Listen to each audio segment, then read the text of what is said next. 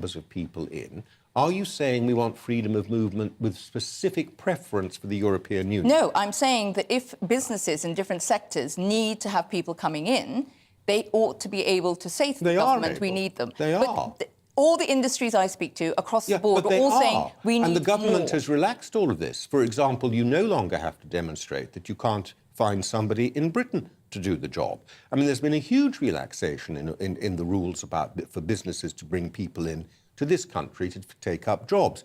Maybe they're not coming at as fast a rate as you'd want, but then it is a voluntary activity. You can't force them. No, we can't force people. You can't. But maybe they're not coming. But there's nothing more for the government to do about this. Business actually has to engage with it. The doors are relatively open, and it has nothing to do with Brexit.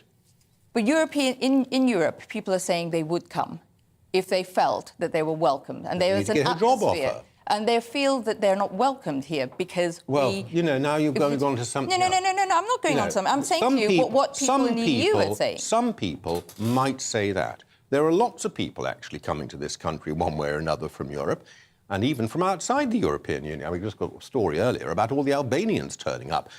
People come if they have job offers and so on. They are welcome here. There's no evidence. But also we have to train more of our own people. That's definitely a given. We have to, in a short term, we may need more people. We do also need to train more people, be it in the NHS, be it in financial services sector, be it in teachers. We need to train a lot more of our people because we don't have the right people for the jobs that we've got vacancies for at the moment. Well, to me, one of the things that I get concerned about is that Brexit does seem to get blamed for an awful lot of things. It's not everything. It's not everything, but it's for an awful lot of things, it's the convenient excuse. And no, I don't think it's convenient. It's just the fact that there wasn't a plan in place, because it is actually a big change. There was a huge change after 40 years. The reason that there was never a plan, and this is one of the things that I was personally very furious about, and I don't want to go too far back, but because no one ever believed that the plebs would turn out and vote. So it was always disregarded that Brexit would even be a possibility and a potential. So it was never taken seriously. Well, the Prime Minister of the day told the civil service not to plan. Yes, I was just going to say that. Yeah, that was terrible. Specifically, though, to your point about jobs, because I hear this a lot. People go, it's because of Brexit. We've got all of these. I've just been told off again. I need to go to a break in a second. I will. I'm on it. I'm coming. And what I would say about these jobs and getting people into jobs, the pandemic came along and it changed the workforce globally. So a lot of people that did used to come and go to different countries to work, all of a sudden had months not just at Brexit. home. No, I'm saying they had months at home and they actually decided, you know what, I don't want to go to this country, that country, this country. I want to stay at home. That was the first thing. The second thing, you've got a lot more remote working globally now, so people don't need to go and work in different countries and cities if they don't want. And we talk about skills and training and all the rest of it. Many people, particularly some jobs, many jobs were made degree-level entries. So for me, you've got these vocations and you rule out so many people from even being able to apply for them because you've mandated degrees. No, I agree with you. The entire, education and further education system needs a complete overhaul because it's not supplying the people we need with the skills we need to our jobs. Right, well, there you go. We'll do that a different day because I have to go to a break. See, I'm enjoying my conversation too much. I need to go to a break because when I come back, I want to talk to you about protesters. Goodness gracious me, did you see the state of them in the House of Commons today, gluing themselves? It makes me laugh because I just think it's ridiculous. Where do you stand on all this protesting? Tell me, and I'll see you in a couple of minutes. On Mark Dolan tonight, on the 25-year anniversary of her tragic death, my Mark Meets guest is Diana's former personal bodyguard, Ken Wharf. On the panel, British swimming champion Mark Foster, radio and Fleet Street legend Mike Porky Parry, and best-selling author Emma Wolfe. Plus, should the government introduce tougher laws to make striking more difficult? We'll put that to Government Minister, Leader of the House of Commons, Mark Spencer. And in my big opinion, GPs are getting a pay rise for a service that's getting worse. See you at 9.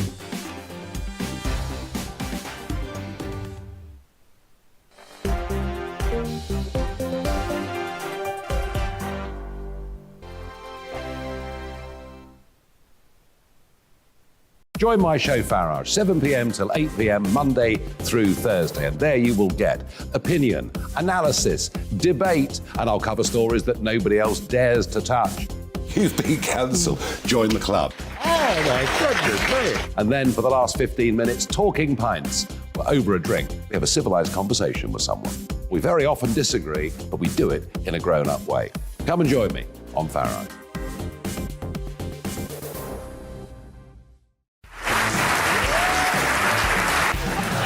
My name is Andrew Doyle. Join me every Sunday evening at 7 p.m. for Free Speech Nation.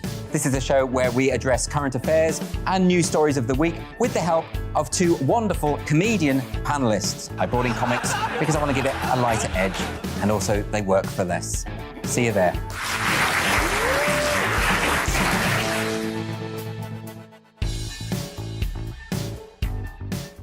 Hi there, it's Stephen and Anne.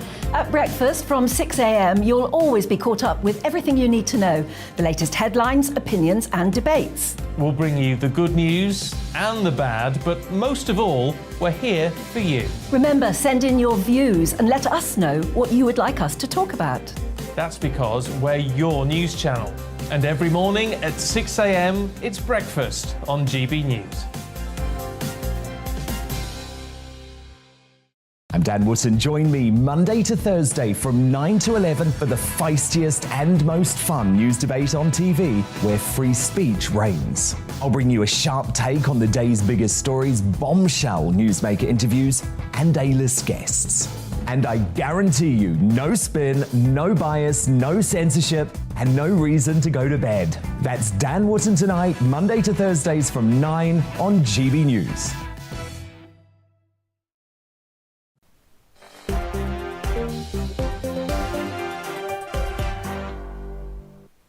Hello there, welcome back to Dewbs & Co with me, Michelle Dewberry, keeping me company, Gina Miller and Daniel Moylan. Coming up next, though, it's the Friday Night Feast. It's back, ladies and gentlemen. Patrick, Chris's, good evening. Yes, good evening. I've got loads coming your way tonight, ladies and gentlemen. 7 o'clock until 9 p.m. Of course, as it emerges that the candidates to become our next Prime Minister are about as inspiring as taking a honeymoon in Mogadishu, I'm asking, is it time to bring back Boris Johnson? We're also going to be talking as well about whether or not the eco-mob are menaces.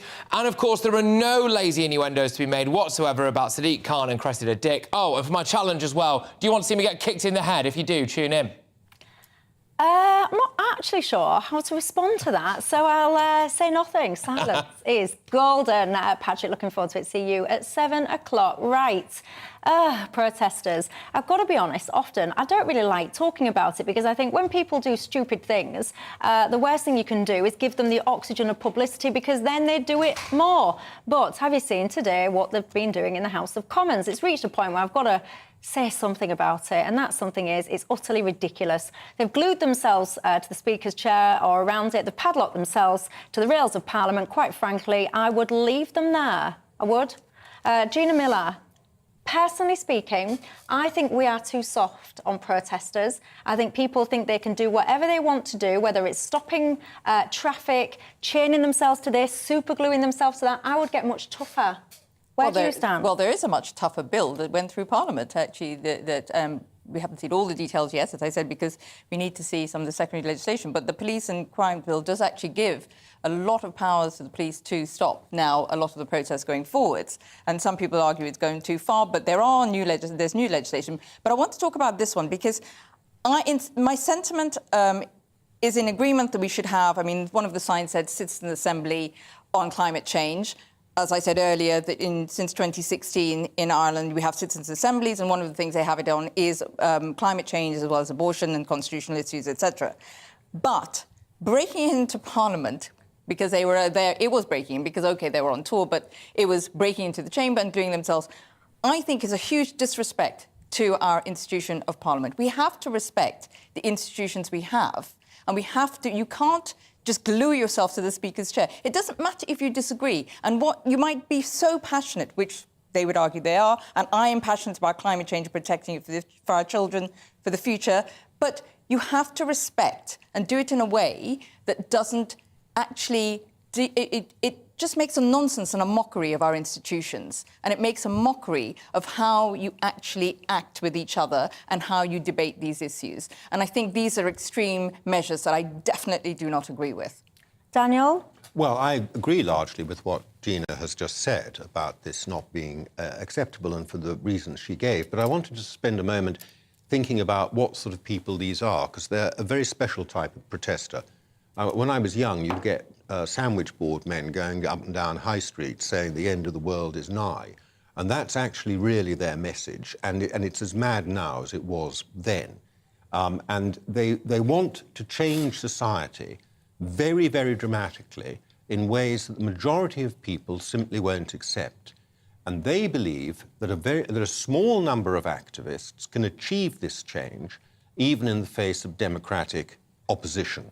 This 3.5% theory that's going around, that you just need 3.5% of the population out demonstrating and you can overthrow a government. It's all based on some Canadian academics' research. You'll often see 3.5% on Twitter handles and so on.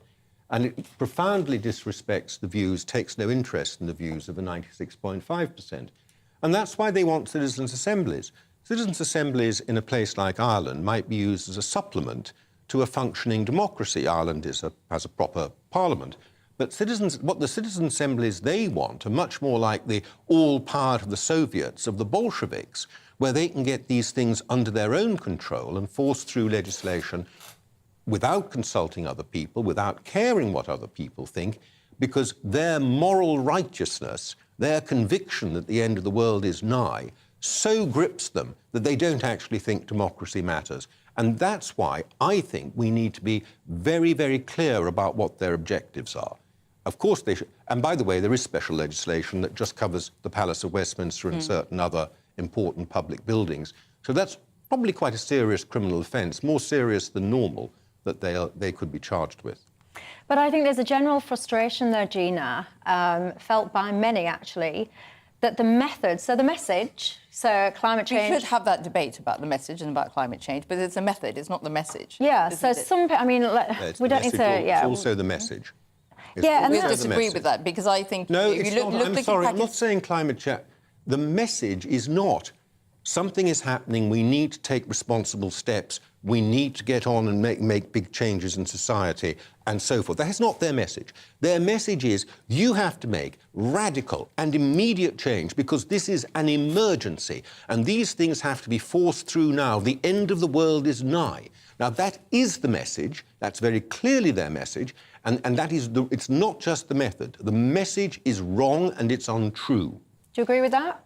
Well, I don't know that much about Extinction Rebellion. I have other things. I have other things to think about, so I don't look at that. But I do look at the. I do look at the debates and the arguments, and we've been looking at policy and the academic and the scientific approach on climate change, and looking at is what we have to change our ways of doing things. We know that. We already know that. But the extremes of that is not something that I'm interested in any way, because we can't just suddenly change overnight. It's just not possible. We have to look at evolving towards a greener economy, in my view, and that actually gives us an opportunity to unlock a huge amount of, if you like, prosperity in the UK if we can do it in the right way. But we need to actually look at it and doing it in a managed way with the consent of the public. And I think that's what's important. We need to take people along with us, and I don't think they're taking people along with them. Well, they're not taking me. Do they take you? I don't know if you're watching or listening to me tonight. So if you are listening, you can't see some of the things that I'm playing at the moment, but you've got a collection of people. They're waving their "Let the People Decide" banners. I've just been showing you some footage. Yeah, I think they're dancing. Either that or they need a wee. One of the two things. They're jigging around. There's lots of people outside. They've got bike locks, and they've attached themselves to the railings of Parliament. And it's all been going on, and I just wonder your thoughts on it.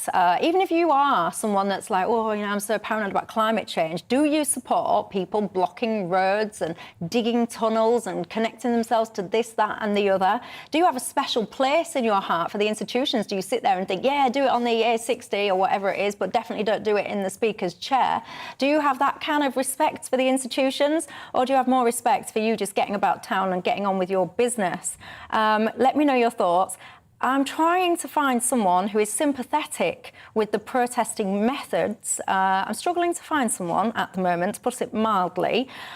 Craig, you are a man after my own heart, because you say, if I had my way, I would be using the French police way of removing these protesters. You ask them to leave once, and if the answer is no, you rip their hands from the surface they have glued themselves to. Well, Craig, you are a man after my own heart, and I'll tell you what, I had a clip ready to show you the comparisons of the way that we deal with gluing in this country versus the way that, for example, I think it is France, where their police, they do. Here we dilly-dally around with solutions and solvents, and we're all nice, and the people that get in trouble, actually, the people that try and stop them doing it, over in, I think it is France, they do just get hold of them, rip the hands off. And I had a clip, I was desperate to play it to you, and apparently my exec producer said I wasn't allowed, which I find absolutely ridiculous, because quite frankly I think that clip should be played on the loop and on repeat, and I think it should be played to all the police forces in all the land, and they should be the methods that we deploy in this country, because if people did find themselves getting yanked off different things,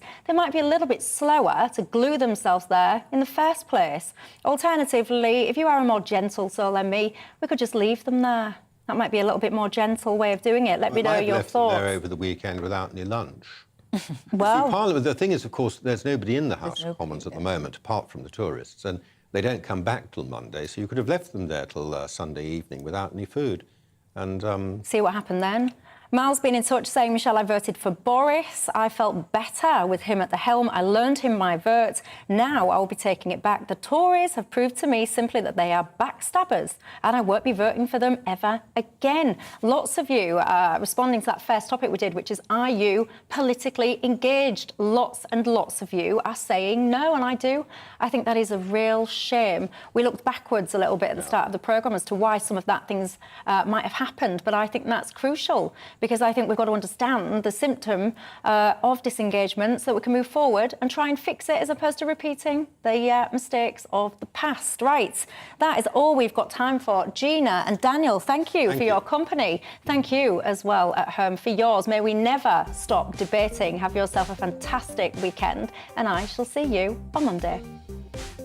Hello, it's looking rather unsettled across the UK through this weekend, with a mixture of showers and longer spells of rain. Often winds will be stronger as well, but in between all of that, there will still be some warm, sunny spells.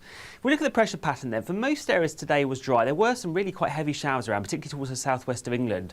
But in towards the west, we have seen cloud thickening, and that's tied in with this weather front that's spreading in from the Atlantic. And this weather front's going to bring a very wet spell of weather across many western parts through Friday night into Saturday. So you can see some heavy rain affecting western Scotland and Northern Ireland through the night, with a warning in force from midnight. But elsewhere across the UK, largely dry. Still one or two showers, a few fog patches towards the south. But actually for many areas it'll be a quiet night. Not cold anywhere. Temperatures not falling below 14 to 16 degrees, with those winds starting to strengthen across parts of Scotland. So for much of the UK, we get off to a dry start on Saturday with some early sunshine, but across the west, rain from the word go will be quite heavy across Northern Ireland and Western Scotland, and that rain will continue for much of the day. So that's what's going to bring the risk of that localised flooding.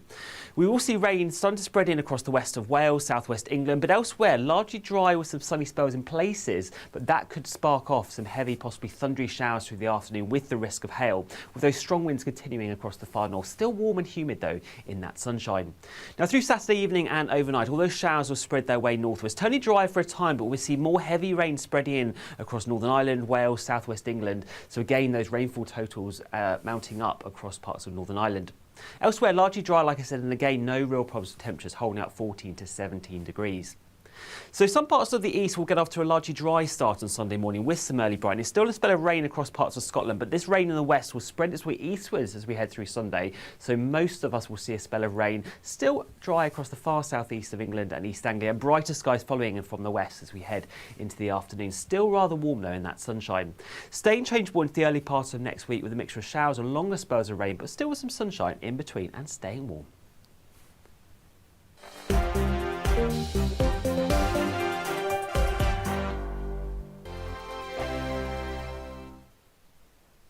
Join my show Farage, 7 p.m. till 8 p.m. Monday through Thursday, and there you will get opinion, analysis, debate, and I'll cover stories that nobody else dares to touch. You've been cancelled. Join the club. Oh my goodness me! And then for the last 15 minutes, talking pints. We're over a drink. We have a civilised conversation with someone. We very often disagree, but we do it in a grown-up way. Come and join me on Farrow.